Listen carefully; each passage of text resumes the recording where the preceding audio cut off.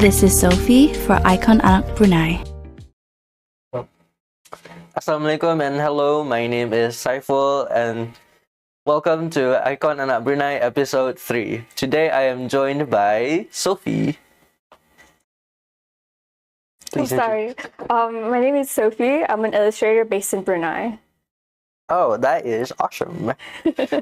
So would you like to introduce yourself more? Like, what do you do exactly? Like basic things, if you will. Okay. Age. So I'm currently 25, actually. Don't say it like that. I'm coming 26, woohoo. 26, okay. Halfway to 30. No, I'm an illustrator based in Brunei. I actually work remotely overseas with a Singapore company. Ooh. Yeah, called The Simple Sum. We talk about finance topics. And the only reason I'm an illustrator now today was mainly because of my family, being I come from a very creative background, very creative household. Ooh, yeah. So it runs in the blood. Yeah. And a lot of my artwork or books that I currently have done has always been surrounded about either Brunei or the culture behind it, just because I'm a proud Lun Bawang on my mother's side. So. Wait, what?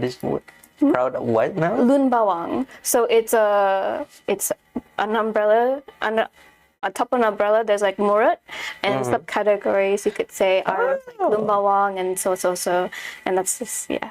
Oh, that's interesting actually. So according to that, would you say your cultural background has like an effect, like it bleeds into your art? I definitely feel that it definitely inspires my art currently. A lot of my works have always been based around Brunei or culture. It's always been something I'm very inspired about and want to tell stories about. But yeah. Okay, and then you said earlier that like it runs in the family, right? Okay. So did you like start like really young? Did you always know you were gonna do this field, or? Oh, I see. I've always known since very young that I wanted to draw. It's been a part of me, and I can't imagine not doing illustration or doing art in some way or some form. My family is very artistic. Sorry, if there's a slip of a tongue. So my mom can draw. My cousin, Sophie Sitai, is actually a popular artist in Brunei that does like Borneo-related illustrations. And my uncle, 𝐈𝐤𝐿𝐤𝐴𝐤𝐿 he's also particularly, I would like to say, a famous like painter in Brunei who does like abstract work. So I definitely like to say like they definitely inspire me. My family definitely has inspired me to take up art. Yeah. Okay. And then since you said like you're doing art, is like anything you create now, like are there any examples of that? Of the cultural background you have bleeding into the art you have now. Like anything you can share? I do have some. Well, I do have, like, for example, numbers with Naima that I've collaborated, or I've worked with Naima Bastwan, who has made the story about Brunei in particular, so you could consider that. I've also done with Parabel Studios, where we've done the sideways, seaways, where it's all about the old sayings of Brunei, and we kind of like make them into stories. So these are like the few that I would say, in terms of books, that are like very culturally inspired from Brunei. But in terms of my own artwork, I just like to do little illustrations of like Brunei's map, Brunei's like ecosystem, culture. So for fun? Yes, just for fun. Ooh. Yeah. Okay, wait. Sorry, I had like a train of thought somewhere in there. Yes. Okay. So is it only your cultural background itself, like just Murat, or like do you also blend in other like Melayu, Brunei, 𝐤𝐤𝐚𝐤, and etc.? I think I'm very inspired to just share the culture in general in Brunei, just because I'm a very proud Bruneian. But I'm also very much interested in other cultures, stories, and like myths and like mythologies. I'm a bit of a geek about them. I tend to be very nerdy in terms of trying to research all their stories and how that influences their culture. And then some of these embassies, for example, like Prince Tong and the Princess, we've collaborated with. The first one on the left side is from Cambodia Embassy, and the one on the next side is from the Oman Embassy.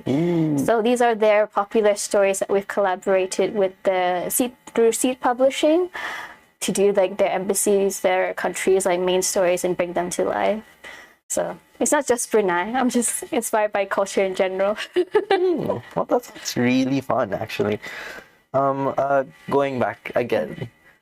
Would you say like your family inspired you to work in this field, or was it just?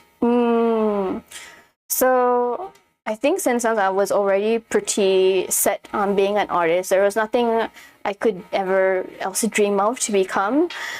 I think my family, I think naturally in any Asian household would be very concerned having their kid take up in that career. It's very hard, it's very gritty, and at first, I didn't want to be an artist just because of that. I was almost deterred away to try not to be and try to be maybe more of like architecture, do an architect, That's like math teaching. Architecture is like art adjacent, though. Yeah, exactly. But it was never my suit. So at the end, I decided if I'm going to go to university, I'm going to do it for something I really believe in, and that was illustration. That was art. And then you said you were almost deterred. So, did you have any expectations, like really going to the field as an adult, like selling things or like publishing, like illustrating, starting? So in terms of illustration is quite a broad subject of what you can do. You can do editorial, you can do publishing like these, you could do merch, you could, and so on and so forth. So I think when I went into uni, I really got to deep dive into what I really wanted to do. And through there, I think that's when I decided, I think more of the publishing side through writing was really where I wanted to go into most. Yeah. Okay. Then do you have any goals concerning your career right now? I think in the future, I would love if I could do my own books. In particular, I've been trying to work my best on researching Brunei's folklores and collecting them all together to make my own little encyclopedia of Brunei lore. Like you're writing them yourself? Yes, writing them myself with help of a few friends and family, and then hopefully get them illustrated as well. So you have a thick book of deep tales of Brunei. Like a series. Yeah. That sounds fun. And then you said you went to uni for illustration. That's right. Can I ask, like, where, how long? I took a course in illustration for 3 years in Cardiff, Wales, in the UK. See, for a second there, I thought you meant like you were doing it locally. No, I see. No. I made a mistake. Yes, I'm sorry. I did my degree in overseas. That's understandable. Yeah, there's not many direct illustration courses in Brunei. There are lots of media and arts or generals, but I was really set on illustration in particular. I knew that I wanted to do illustration, so I looked for a university that could handle it, that could support that. That's fair. Okay, so this is a really awkward segue, but Okay. what do you think makes your art style uniquely yours? Ooh, that's hard. I always feel like artists are, in a way, kind of hard to tell, like your own, like criticize yourself in that way. I like to say that my art has always been inspired by lots of colorful and textures and like cultural references usually. So I like to like just play cute, especially because most of my books are mainly towards children. So they're not very scary, creepy. They're very cute and bright. They're very soft light. Yes, soft light. Yeah. Then do you have like major inspirations, like aside from like myths, folklore, or like, you know, like role models? Role models. People do you look up to? I'm sure I have like a lot. We have time. I'm inspired by lots of other artists overseas who do publishing. I'm inspired by my family, you know, who are my teachers, most of my family members are teachers, and they actually inspired me a lot in terms of going into writing and doing works in editorial, just because I had a very rough upbringing. So I actually didn't know how to read and write until much later in life, around year 1, I believe. Oh. And that's when I was able to slowly read and like slowly learn how to write. My aunt would grill me every day. Oh, you have to read this passage in a book. You can't leave my side until you finish it, you know? And I think they were really supportive as well since young to like, if I was into writing stories since young, they would be like, you should write it like this, you should change your grammar like this, you know? And coming from a background from starting up really rough, where I couldn't read, write until much later, and then much less, I didn't really actually know my name fully. Like, I knew my name, but I didn't know how to spell it. I didn't know what the concept of a name was until later. I was like, it really helped me that the teachers in my family really inspired me to go into writing, or inspired me at least to read. And the only way, since I couldn't read so much, was during like pictures. So that's what led me into illustration. So when kids look at books, what's the first thing they look at is illustrations. And that makes them want to read more. Wants to like, this is this story, this is how this story goes. If they can't conceptualize a word, they can look through it through imagery. Yeah. Wow, that reminds me of like when I was a child. Like I go through like comic books really fast. Yes, exactly. I go through them really fast because I couldn't read. I just looked at the pictures. But it's actually really good, and a lot of articles come up about how a lot of youth nowadays, maybe they're not into novels, but they can go into graphic novels and comics, which also still improve writing. Even picture books like these, it doesn't have to be reserved for young kids. It can also be for adults. Because it's still reading. It's still reading, yeah. Then since you told us you had like a rough upbringing, do you want to like share us your really highs now? Highs in what? Like you know, you like the best experience so far. I think getting to actually collaborate with like local art creators, like writers, or even like with the embassies to create their stories and like publish these so far has really been a big high for me.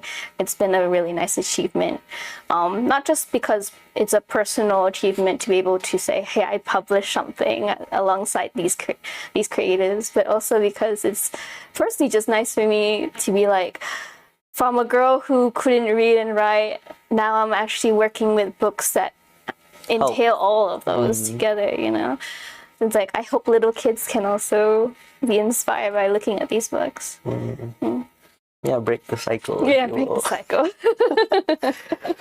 Now then, you know, like I like roller coasters. You know what roller coasters have? Highs and lows. Let's go back to a low. Have you ever felt like any obstacles, or like have you ever felt burnt out in your work? Of course. I think being an artist in Brunei in particular can be very tough. It's naturally very tough because if you were to look around for an illustrator career in Brunei, you won't find any. It'll be very hard to find something like that. Most of the career spots would be about graphic design, or maybe animation if you're lucky, depending, but not illustration, not in editorial, because most of publishing here relies on photos or research base, or not really with illustrations combined. Yeah. Interesting. Then any burning out, like nothing, like you know, like just like a very specific story. Let me think. I think as I was coming out of university, you know, that peak time when you're still like a little bit of a teen to coming into adulthood, and you're about to finish your... Like, I have a degree. Yeah, I have a degree. You're like, hold on, what do I do with this degree now? I was quite in a bit of a panic on how I was going to do it if I were to come home, or even if I was to try and break through overseas, because doing art itself is quite hard. It's quite, there's so many people who do the same thing and you have to try and stand out. So I think that was quite a turn for me. I was like, oh, how am I going to do this? And then I realized, actually, I don't have to just stick to publishing. I can do other illustrations, some just as skilled. So that led me to actually find work with a Singapore company, freelance, where I was able to work from home, be in Brunei, and still earn money from overseas, you know, like... Enrich the economy. Enrich myself. Then, in that case, how would you define success in this field? In this field? Well, how would you define personal success? I mean, personal success is just... Well, I've come a long way. I thought for a long time that I had to get that golden medal every single time when I do a project. But I've come since to appreciate just my small achievements, that if I manage to publish a book now, that's great. If I manage to write a story, that's also great, you know. I'm coming a long way from the person I was when I was younger, or even back when I couldn't do anything. So I'm just having a blast and appreciating every single step I take in my career. Then do you have anything like future goals, like 5-year milestone, 10-year milestone, anything? Ooh, I don't know. I would like to say that I would like to aim to do more publishing work, either with comics or doing my own books, children's books. But other than that, I can't really say. I think I'm just trying to do my best in trying to uprise my portfolio, and with any luck, maybe, we'll see, I'll look for an agent who could support me more in the creative industry. We'll see. I see. You know, now I feel like we should reward you a bit. How about some self-promo? Any collaborations we can look up to? What do you mean? Like coming anything up? You're working on that's like gonna come out soon, or... Ooh, okay. There are a few. I'm not too sure how much I can say. That's the thing. NDAs. Yeah, yes. So I will say my cousin is leaving soon to do her expo at 𝐂𝐬𝐿. She also happens to be selling some merch, or Brunei merch. So if any collaborations are to be found, I say it's with her. And that's okay, because you're family. Yes, family. I mean, whether or not we're family or not, it's still a good thing for Brunei in particular. And Malaysia is always very proud of their culture, and so can Brunei. Why not? Then, okay, well, self-promo time over. Okay. Now, since you're like a big tree, if you will, Okay. would you like to provide shade to other people? In that case, would you like to give advice to people starting out in this industry? Or like wanting to go into in this industry? Are you asking if I would like to? Or... Well, you know how people say, would you like to? They really mean, please tell me. Okay. Like what kind of advice would you say? Like any kind of advice, like career advice, illustration advice? Should I go into university for art advice? Ask your heart. Look into your heart and see what it says. Okay. Dang, there's so many I could say. I think first and foremost, if you do want to do art as a career, real deep in yourself to want to do it. If you are thinking of pivoting from your current career, I've met so many, especially in Brunei, who want to pivot from their current general day job into arts and just jump right in. I would say in caution, don't do that, please. I would say you are blessed to have a full-time job. If you want to dive into arts, don't go head nose deep into it, because any job with the arts needs a portfolio, and if you don't have that, I suggest not diving into it until you slowly prep yourself for it. Dip your toes in first. Yes, exactly. And slowly go into the pool. Exactly. Build up the portfolio. Okay. Then, what do you believe can be done to motivate the growth? Wait, I'm really reading this. It's okay. It's okay. What do you believe can be done to motivate the growth of the local arts and culture industry? That's a big question, no? I feel like there's a lot to be done. I think it really depends on the artists themselves within Brunei, how inspired they are to try and go further than Brunei. I think I don't see a reason why not, but I've had a lot of conversations where a lot of locals are creatives, but they never tried competitions outside of Brunei. Interesting. Yeah. So, or even tried doing freelance illustration work outside of Brunei.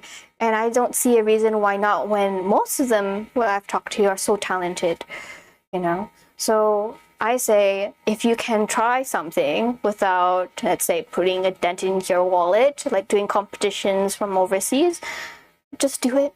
There's no reason why you should be so hard on yourself and say, I can't do it, I'm not skilled enough. You should just try. Jeez. Just try. So now that's jumping into, but like that's for established artists. Yeah. Established people. Well, so that is all the questions we prepared. Okay. Now it's time for the audience's questions. Okay. Audiences. Audiences? So our first question here is, do you have advice for creative youths who are afraid to share their talent? Ooh. You could try out small, I would say. If you're like a young into arts, you could try something small, do something you're very interested in. If you like to do comics, just do a little comic for yourself, share it around if you like, do designs, little posters. If you have like a favorite movie, I've always done that. If you have like a favorite movie you're interested in, maybe Adventure Time, who knows, do a poster about that, do fan work, you know, do something that it makes you happy first before you eventually feel like you want to share it. I see. So like, do something until they're less afraid to share it. Yeah, exactly. Yeah. Next, this is a bit of a more personal question. Do you have like a favorite manga, manhwa, or comic? Ooh. I don't know. I've read a lot of webtoons now recently. So I'm not too sure what's my favorite book right now. I feel Really, like nothing like came to mind. I used to be a big fan of Black Butler, if anyone's interested. I've only seen like the anime. Naruto, you know. Fairy Tale. Fairy Tale, yeah. Fairy Tale. So many more. Or High School Host Club. A big fan girly. But yeah, I don't know if there's so many. These are all very old, I will say. Okay, I'm quite old already. I would Nothing new. You know, nothing new. Okay. And then, well, this one says, do you accept foreign commissions? Which I would assume you do, because you do work for Singapore. That's right. So besides from working freelance with a Singapore company, who they mainly do illustrations based with finance, besides for doing comics and article images for them, I've also been open to do just commissions outside, whoever who wants to do like simple personal drawing or drawings for their own website. I've always been accessible for those. And then this is our final question, unless there's more. Okay. How do you pick your color palettes? Ooh, that takes a long time actually. It took quite, and I'm still growing in it and trying to select certain color palettes that are personalized for me, that I personally take a liking to. I've always tried to stay towards more cool, brighter tones and never really done black. I've never done black before, just because black is a very absorbing color. I see that. Yeah, so if you can imagine having like a black background here, it would just take your eyes all away from everything. So I've always tried to lean more towards blues, purples if I was to do something dark. I see. Yeah. And depending on like the book or the illustration, I would take more of a tone with them. For example, I thought Oman's culture was very warm, so most of their tones are warm. Yeah. That's this one. Yeah, that's right. Okay. Yeah. Okay. Well, that is all the questions that we have. Okay. So thank you for joining us. Oh, thank you. Thank you for having me. And then I would like to thank the audience for tuning in to our live podcast. I do deeply apologize if there were any mistakes throughout this episode. And finally, I would like to say, Ikon Belia, Cahaya Negara.